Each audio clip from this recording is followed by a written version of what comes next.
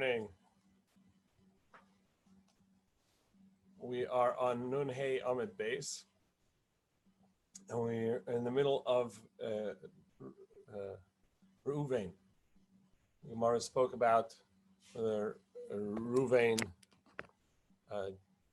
even though the Torah says that he slept with his father's concubine, that it's not exactly as it says, and so the Gemara says now Ketanoi. This is right after the parentheses in the middle of the page. Ketanoi, there's a machlokas Tanoi. Pachaz kamayim al Tues. When it came to give the brachos, the blessings to his children, so Yaakov went one by one through the children and told them a lesson, a message. So it came to when he started with Reuven, he said, "Pachas kamayim al Tues. Don't be as fleeting as water, or as quick as water." So Rabbi Eliezer says, "What's the word pachad?" So Omer pazta, you were too quick, and therefore chavta, you sinned, and as a result, zulta, you made light of what was holy. Rabbi Shomer pasata al das, that pachas is a abbreviation for you stepped on what was set rules, and chatasa, you sinned, and zanisa, you did harlotry. So these two opinions, Rabbi Eliezer, Rabbi Shua, is saying that pachas means that he did sin. Rabbi Eliezer pilalta chalta and zarchat filasecha. You prayed to be able to save yourself from the sin, and indeed, when you cried out, your tefillah was successful. And even though that you had intended to, you never actually followed through on the sin.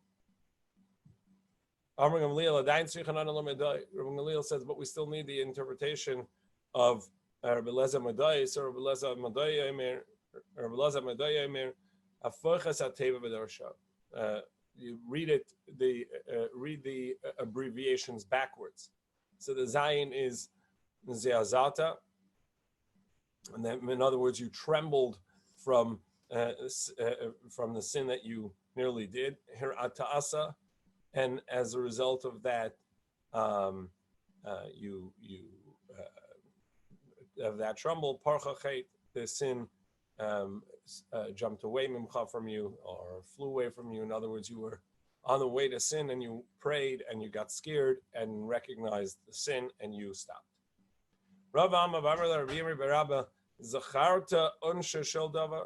That the abbreviation is backwards. Remembered how terrible the sin is. And you made yourself a great illness. In other words, you toiled hard to overcome that sin, and pirashta malachata, and were able to stop yourself from the sin. And so they're learning that Reuven didn't actually sin, but that he had intended to, and that is what's mentioned in Torah, even though that he was able to ultimately restrain himself from the sin. Now there's a mnemonic here: Reuven b'nei Eli b'nei Shmuel David Shlomo v'Yoash Yoshiyahu, a simon, and this is the simon for the list of people that Shmuel bar Nachmani says in the name of Rabbi Yonasan, even though it seems in the Tanakh they sin, that they actually, it's not as it seems. Anybody that says that the two sons of Eli sinned are mistaken. So Eli was the shofet. He was the judge, sat at the Mishkan Shiloh, and he was the judge who died when he was told that the Canaanites got the ark, and he fell backwards and died, and Shmuel was his prodigy. Shmuel took over after him. After Chana prayed, and he first thought she was drunk, and then promised her that she would have a child. So in any case, it says that two children of Eli sin. So what sin does it say? So it says that the children of Eli were yokeless, Belial, and they did not know Hashem. And it also says that there were bad rumors that Eli heard about them.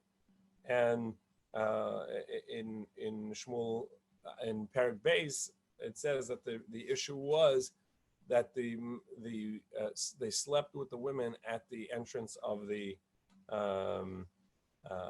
or at least the women that came to the entrance of the Mishkan. So the Gemara says, anybody that says that they sin is nothing but mistaken. It says, V'sham shnei b'nei Eli, as it says that there were the two sons of Eli. When Chana would go up together with her husband, it said there were two sons of Eli, Chafni and Pinchas Kahanim Lashem. Chafni and Pinchas, who were the Kohanim to Hashem. And Pinchas, like Rav says, did not sin, as the Gemara is going to tell us later how we know that. Makish Chafni Pinchas, and therefore Chafni must be like Pinchas, just as Pinchas did not sin, so too Chafni didn't. So what does it mean that it says that they slept with the women? Because when the women came to the Mishkan to bring their kina, which was their nest of two birds after a birth, that they would bring as a korban in their purification process, and they were not, and they didn't take their kina right away. They let them sit and wait, and they didn't move their korban along. And therefore they couldn't go home to be with their husbands. So therefore the Torah writes it as if they interfered in their marriage, as it were, because they didn't let them go home, because they didn't process their korban. Gufa. So now let's analyze the statement that Chafni was like Pinchas, because Pinchas did not sin. So what does that mean? Amar Rav, Pinchas lechata. Pinchas did not sin. Shenema, for it says, Va'achiyah ben Achituv achi ikavod ben Pinchas ben Eli Yaakov. And it says that there was a grandson of Pinchas who was a Kohen. He was wearing the ephod, and he was involved with Yonasan. So when in that story, it tells the lineage all the way up to Eli using Pinchas. Do you think that if he had sinned in such a way that in speaking of the lineage, they would mention Pinchas? But it already says clearly in the pasuk in Malachi, Yachris Hashem leish asher ya'asena erva me al Yaakov umagish mincha laHashem tzavakos, that Hashem will cut down the man which has done this. Erva will be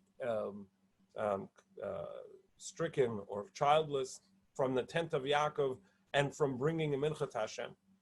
So Im Yisrael, who if he's a non-Kohen is Israel, so lo yelo b'chachma, he won't have anybody awake in chachma, meaning he will lose the wisdom, and me'al Yaakov, from the tent of Yaakov, meaning from Torah.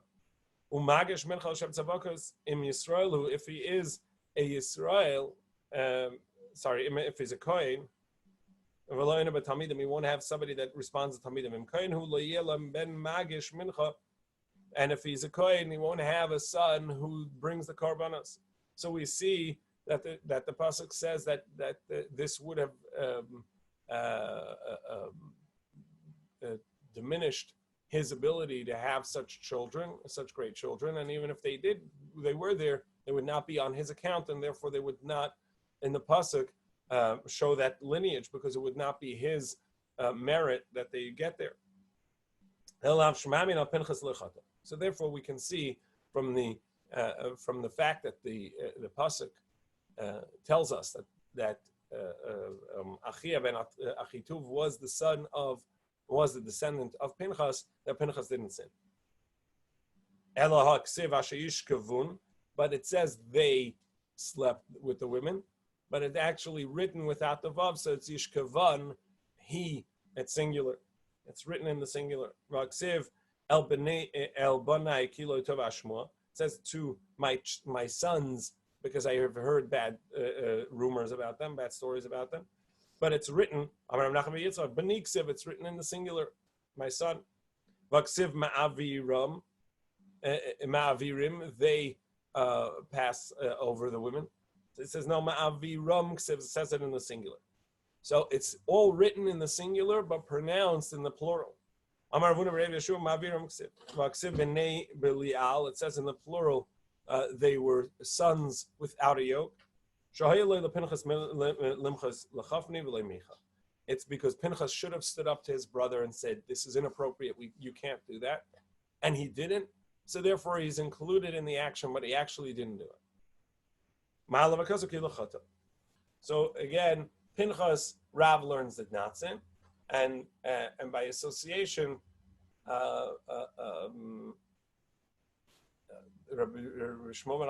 Yonasan says that even Chafni did not sin in the manner that the pasuk says, but rather the Torah, Tanakh, tells us that he sinned in this way because of a sin that he did. Now we go to Nun Vav Amud Aleph. Anybody says that the sons of Shmuel sinned in the way that it says, Ein El Toya is only mistaken. Shenema, for it says, Vayihi ki zaken Shmuel, Vayikash zaken Shmuel, Vayasam as barav shevtu l'Yisrael. Shmuel got elderly, and he made his sons judges. And then it says, his children did not follow in his ways. Bidrachav, they didn't go in his ways. However, but they didn't sin. They just didn't go in his ways. But the pasuk does say that they turned to money. So what does that mean? What does it mean that they turned to money, which usually means that they took bribes in judging?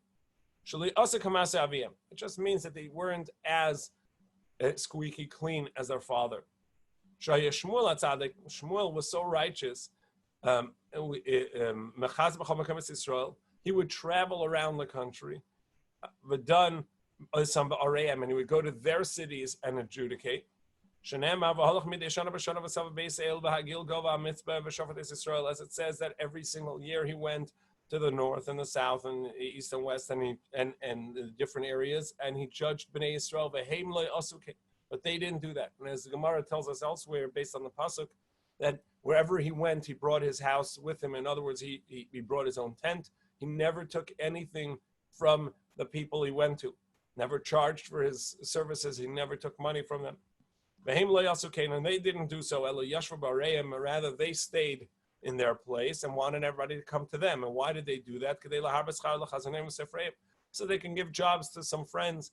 You'll be the deputy. You'll be the scribe. You get some money.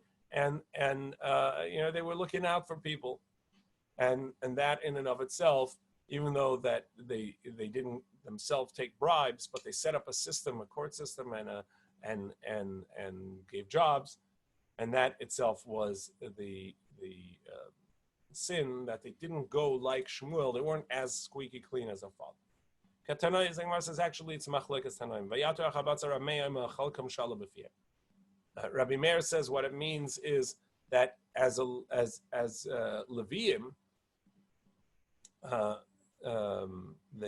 what they requested was you have somebody would come for a case. They'd say you have some tithes that you have to give because we're Leviim. You can give us. So even though they'd ask equally from both sides, that in and of itself was bribe-like. Rabbi Yehuda Emer Malay Hetila al Bali Batim. Rabbi Yehuda says essentially the way Rashi interprets this is that they invested with locals, and therefore they had a vested interest in many cases. Rabbi Kiva Emer Kupi Yisera Shal Meiser Natlu Bezra. That they did take and they charged extra. They were shaking down people.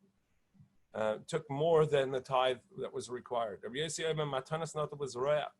that they took gifts, either gifts that was supposed to go to Kahanim, they took to themselves, or that which was the tithe itself, which could have gone to Kahanim, they took to themselves. Either way, there's a machlokas here of whether they actually took more funds than that they were allowed, they took bribes, or the fact that they set up a system instead of traveling around was what their sin was. Anyway, it says that David's sin is nothing but mistaken. For it says, as it says in the pasuk, that David was intentional, was maskil, had seichel in all that he did, and Hashem was with him. Is it possible that he had sinned in this way and the Shekhinah is with it? Well, the Navi says to him, why did you make light of the word of Hashem to do this evil? So we see that he did evil, he did something bad. Because he sought to do it but didn't. And the Gemara is going to explain why the Gemara interprets this way. Amar Rav said, Rabbi Yehuda Nasi, who was of the line of King David, it was of the royal line, the Asimi David. So he comes from David. So he interprets it, he flips it over and interprets it in the merit of David. Why did you mock or take light the word of Hashem la'asas hara, in order to do the evil? So Rabbi explains, any other time it speaks about an evil that happened, it's different than this one. And everywhere else it says, and he did evil. And over here, la'asos, in order to do. La'asos is a future, it's in the act to do.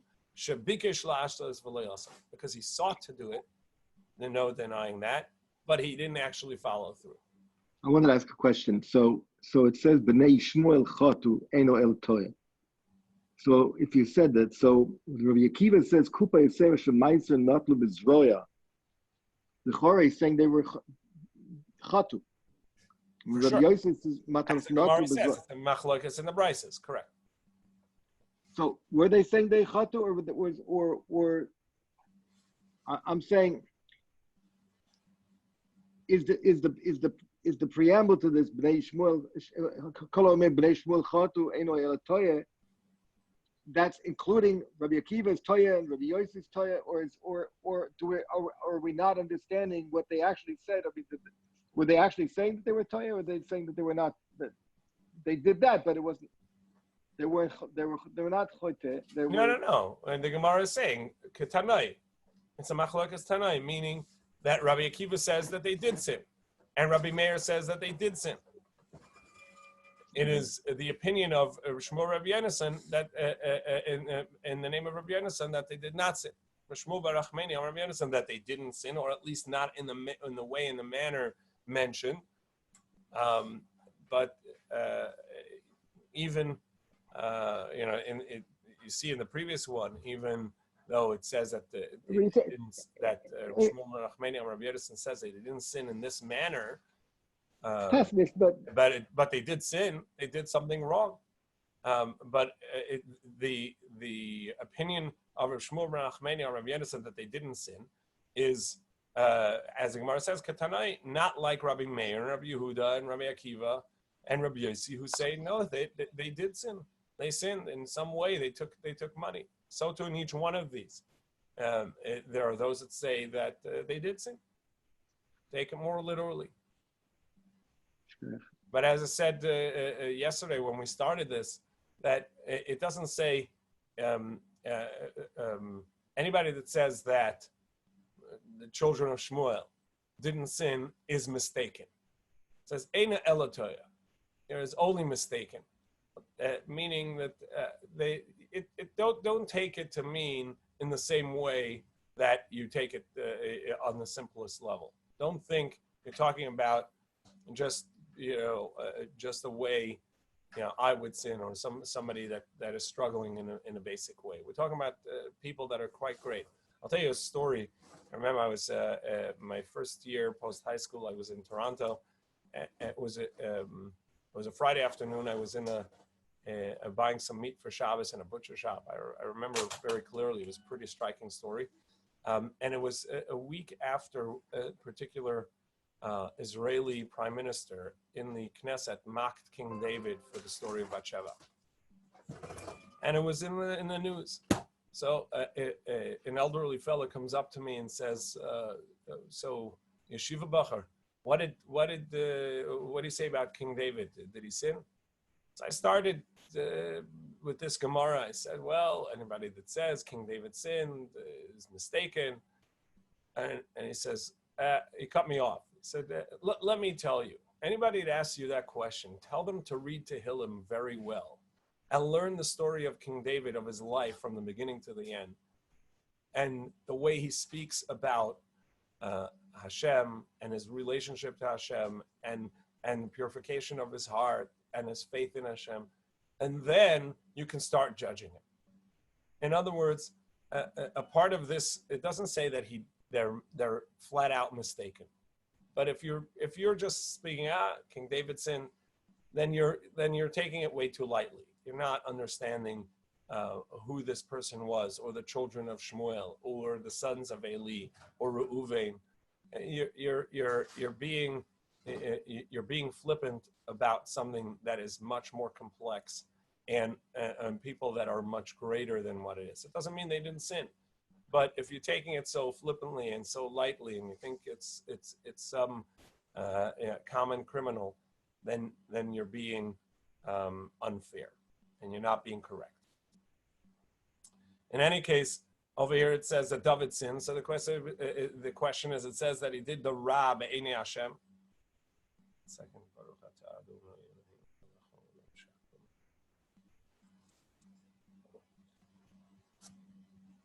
So Rebbe interpreted what it meant is that he la'asos, he intended to do, but he didn't do it. And I said, well, what about this pasuk? It says at the end of that pasuk, Es Uriah hachiti hakisa becherev, that you struck down Uriah, Bathsheba's husband, with a sword. As the Gemara is going to tell us later, that he had a legal charge against Uriah, and if he had taken Uriah to court, Uriah would have gotten a death sentence, but nevertheless, he didn't. He just punished Uriah extraditionally, judiciously, and that was the problem. What about the continuation of the pasuk? It says, and his wife you took l'cha isha, you took her for a wife. See, Rabbi says, look at the wording. Likuchin was always marriage in the Torah. So you had the ability to marry her, indeed, because it wasn't a wife anymore. That she is indeed worthy of marriage. She was allowed to be married. As the Gemara is going to tell us, that every time somebody, King David had enacted, or in his army was enacted, that anybody went out to war had to write a conditional get, divorce, to his wife. And the conditional get went something like this: if I don't come back from battle, or I'm taken captive, whether I'm taken captive or I get injured or killed on the battlefield, and you won't know, and you will be locked in this marriage because you won't know what happened to me. I'd be missing in action. So if I don't come back by this date, together with the battle, with the army, this retroactively, this divorce is intact or in effect. Beis David, Kosev get krisis l'ishta shenemar, as it says, esaseres charitz yachalav. We have a hint to this in the verse, that David is sent by Yishai, his father, to see his brothers in the battlefield, and this is when they're fighting Goliath, or at least they're in the battlefield facing Goliath, and nobody wants to go out to battle, and Goliath is there mocking Hashem and Yisrael.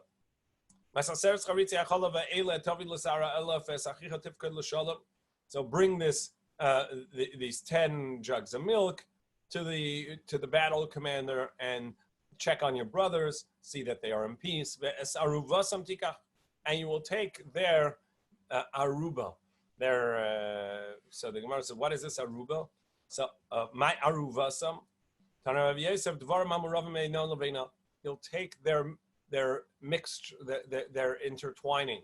That's what it means. The things that engage between them and their wives, because now that they were going into battle with Canaan, they needed to be able to send their wives the conditional divorce papers. Well, it says that you killed Uriah by the sword of the Ammonites. So Rabbi continues and says, what it means is, just as obviously the sword of Ammon is not your issue, that's the Ammonites' issue, and so you're not going to be held accountable for the sword of Ammon, so too, you're not going to be held accountable for Uriah, who died by their sword. My timer. And what's the reason that you won't be held accountable? After all, because he was a part of he was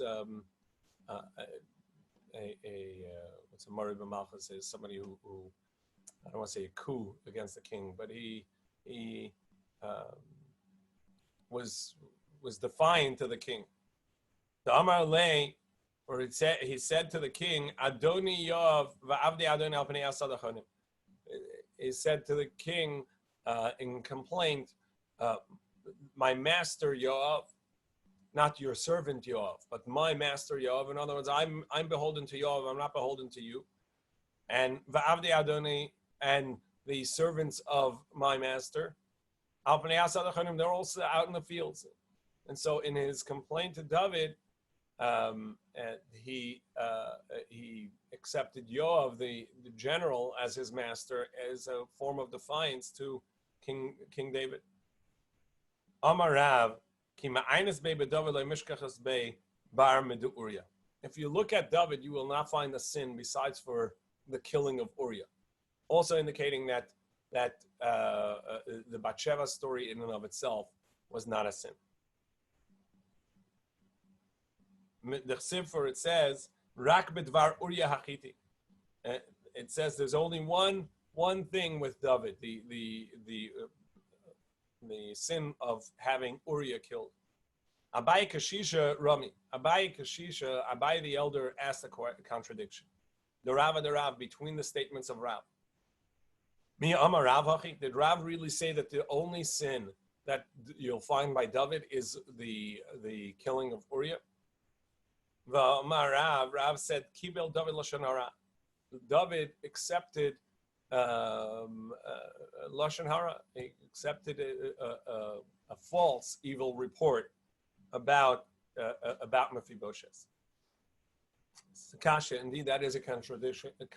It's a question. So, Gufa, so what is this statement? So, just briefly, the story with Mephibosheth.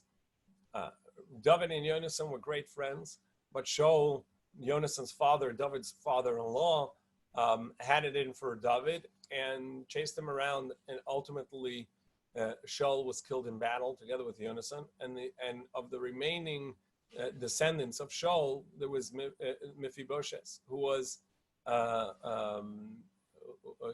not able really to walk on his own properly. And when David found out about him, he saved him, took him in, and basically had him as a part of King David's court. When Avshalom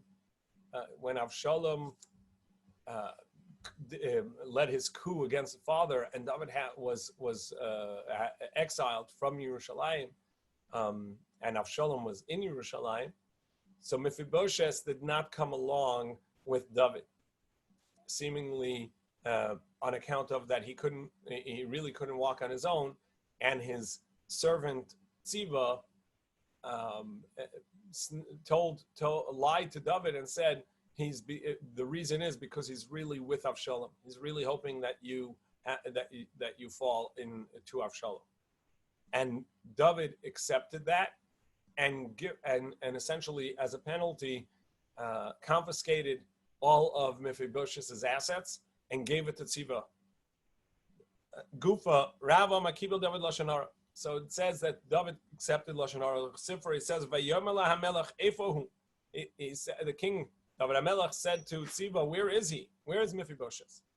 Vayomer Tziva LaMelech Hinehu Beis Machir ben Amiel. He is in the house of Beis Machir ben Amiel, below Dover, without anything, meaning he has no, he doesn't know any Torah, he doesn't know anything. And it says thereafter, and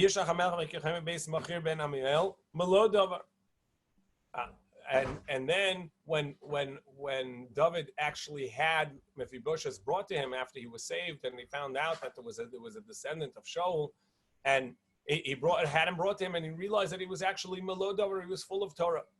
So he already knew that Tziva was a liar, that Tziva would say negative things about Mephibosheth, saying that, oh, he's a worthless guy. And really, he was a wonderful person, full of Torah and full of goodness. And yet, when it says, Chazir de Shikrahu, Ki Hadar al Shenalei, yet when he slandered him and said that he was with Avshalom in the rebellion, my time in Kiblamine, why would he have accepted such a report? As it says.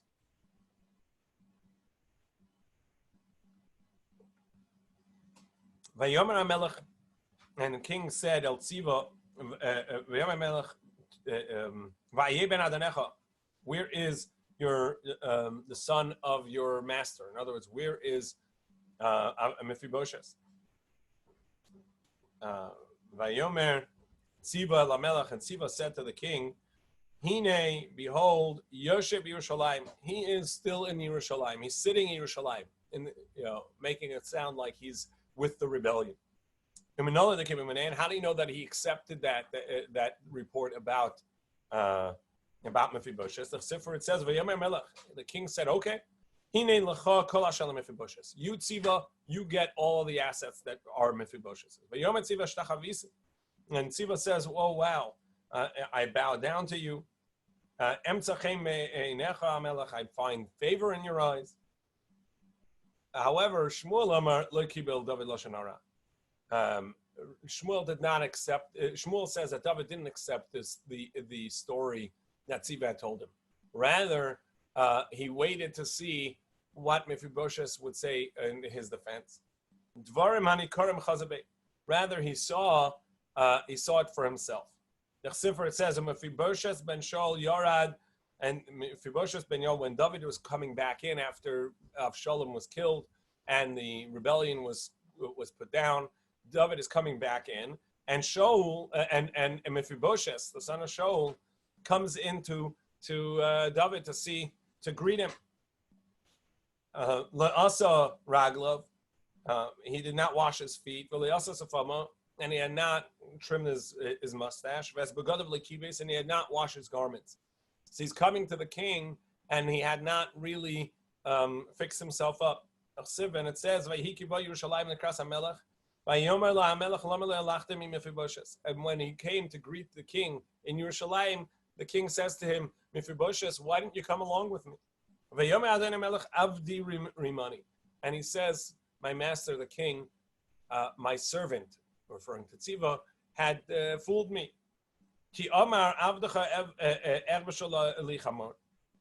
Because your servant, meaning myself, Mephibosheth is referring to himself as a servant, I said, why don't you prepare a donkey for me? I can go, and I can go with the king. As you know, I limp, I can't really walk on my own.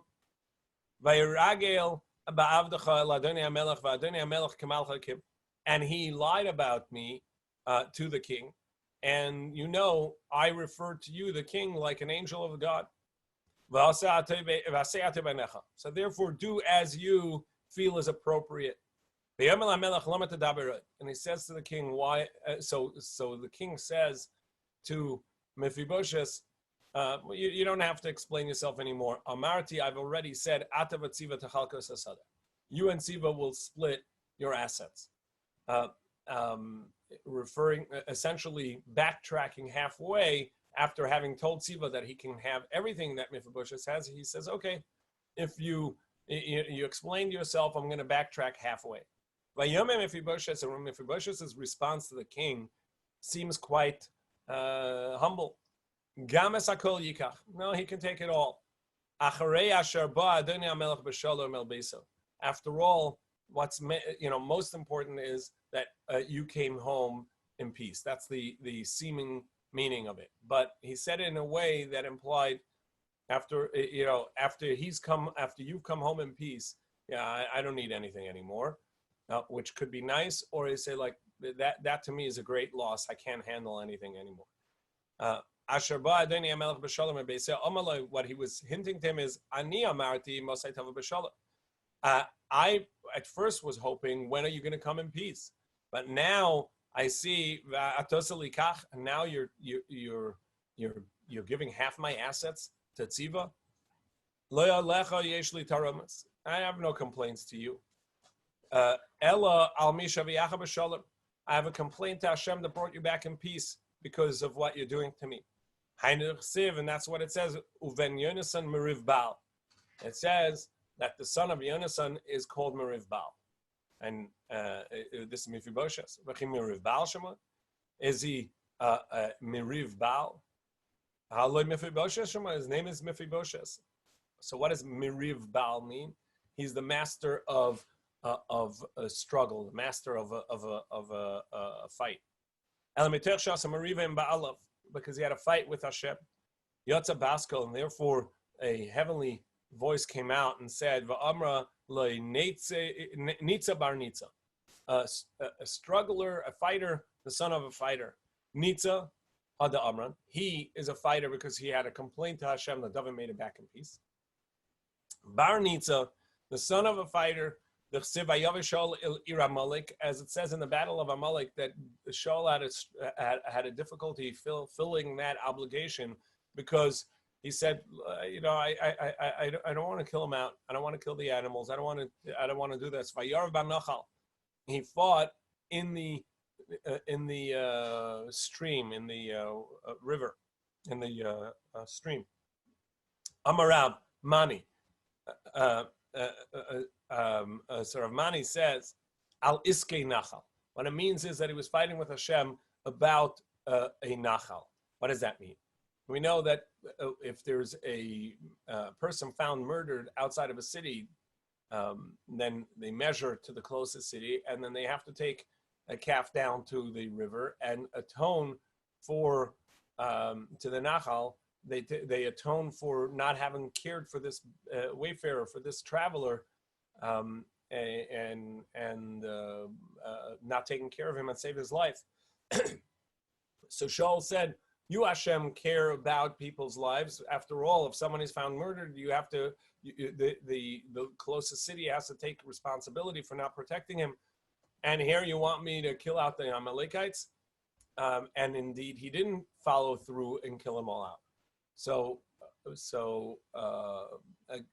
you, Mephibosheth, you have complaints against Hashem, just as your grandfather had a complaint against Hashem about the Nachal, about the obligation to kill out the Amalekites, and the comparison to the Nachal, to the stream, which is about saving lives. Amar Rav Yehuda. Rav Yehuda continue Amar Rav, in the name of Rav, another statement about David's accepting of this lashon hara. When David said to Mephibosheth, "You and Tziva will split your assets," at that moment a heavenly voice came out. Yotza Baska v'Amra. Okay, if that's the way you're treating the remaining son of Yonasan, who you were committed to taking care of, and you accepted lashon hara about him and gave half his assets away. Okay, your descendants, your grandson's going to have the same thing, that Rechavam and Yeravam are going to split the kingdom, and there's going to be a northern and a Judean kingdom. Amar Rav Yehuda Marav, and Rav Yehuda said in the name of Rav, if David had not accepted this evil report, then his kingdom would not have split. And as a result of that, Bnei Yisrael would not have become idol worshippers. As we know, the northern kingdom, the northern kings didn't want the Jews to go to the Beis Hamikdash, which was in the southern kingdom, and as a result of that, they set up their own houses of worship, and they needed a god to put in there, so they put in the local gods, and as a result, Bnei Yisrael became idol worshippers in the north.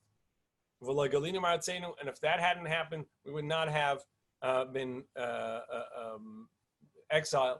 So it was essentially a domino effect of David HaMelech's accepting the Lashon Hara that all this happened. Amar Rabbi Shmuel bar Achmeni, another statement of Rabbi Shmuel bar Achmeni in the name of Rabbi Yonasan Kalayim, Shlomo chatein alatov. Anybody that says that Shlomo sin is mistaken. And by Shlomo, it says at the end of his life, his wives had turned his heart away from Hashem towards other gods, and his heart was not complete with Hashem like David his father. And then he built a bama, he built an altar for the various gods of the local tribes. So anybody that says that Shlomo sin is nothing but mistaken. It says his heart was not complete like his father's heart was with Hashem. Now, if he had been doing idolatry and turned to other gods, it wouldn't say his heart wasn't complete with Hashem. It would say he was no longer with Hashem. So the very fact that the verse in the midst of this says, and his heart was not completely with Hashem like his father's heart, his father David's heart, tells us, Kilvav David Aviv hu delay have it. It wasn't as complete with Hashem like David's heart. But he didn't sin. So then what does it mean when it says that it was towards his elderly days that his wives turned his heart? Like Rabbi Nassan, it says that towards the evening of his days, his heart was turned by his wives. And it says it wasn't like the heart of his father. David, but he didn't sin. So this is what it means. When he was older, his wives turned his heart, tried to convince him to go after the idolatry of other gods. But he didn't. They tried to get him to do so, but he didn't. It says that Shlomo built this altar to Kemosh Sheket's Moav, to Kemosh the idol of Moav. Shabikesh Libnos. Again, it says it Yivne, he will build, meaning that he sought to appease his wives by doing that. But he didn't do it. Elamiata az Yivne Yoshua. If you say because it's written in the future, it means that it never came to fruition.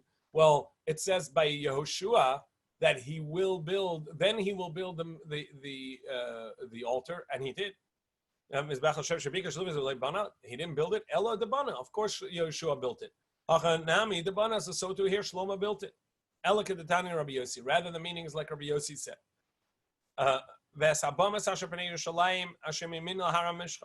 The altars that were in Yerushalayim on the right side of the anointed mountain. That Shlomo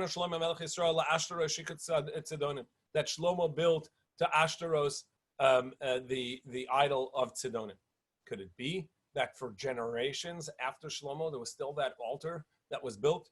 Is it only after Asa came and he didn't get rid of it, and Yehoshaphat came and he didn't get rid of it, even though that they got rid of many of the other idolatries? And Yoshio is the first one to get rid of it. Yehoshaphat and Asa got rid of all of the idolatry that was in Eretz Yisrael. Rather, we have to compare the two. Even though that the first ones didn't really get rid of this idol in Yerushalayim, but yet, because they attempted to, they got credit for it. So too in the first one, they never really did it, meaning Shlomo never built this, But the pasuk gives him the blame for it on account of, because he should have stopped it when his wives were doing it and he didn't, so it counts as his. And this goes back to our Mishnah, where Reb Lazar ben Azariah is held to task for the ribbon on his neighbor's cow on Shabbos. Vayashlam Arabein Hashem, it says that Shlomo did the evil in the eyes of Hashem. What does that mean? Since he should have stopped his wives, he should have told them, no, you can't do that. That's inappropriate. That's wrong. That's evil. And yet he let them go. So so he is held responsible for that sin. We'll continue after Shabbos with the continuation of the last few lines about Shlomo and about Yoshio, and then we'll start the next parak right after Shabbos, which is going to talk about what jewelry or clothing a woman is allowed to wear in a public domain. Thank you. What time tomorrow? Shabbos comes out what, like